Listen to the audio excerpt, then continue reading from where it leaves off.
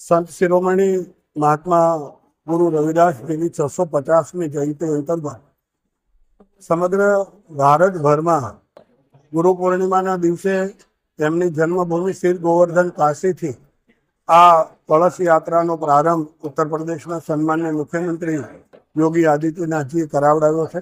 ગુજરાતમાં પ્રથમ ચરણની આ કળશ યાત્રા અંબાજીથી પ્રવેશ કરી અને કર્ણાવતી જગન્નાથ મંદિર સુધી આ કળશની પહેલી ચરણની યાત્રા થઈ હતી.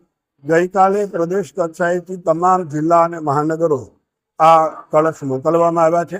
આજે અહીંયા સંતરામ મહારાજની પવિત્ર ભૂમિ ઉપર આ ખેડા જિલ્લાના ગામ સુધીના કળશનું વિતરણ આજે મંડળ સુધી પહોંચે તેની વ્યવસ્થા કરવામાં આવી છે.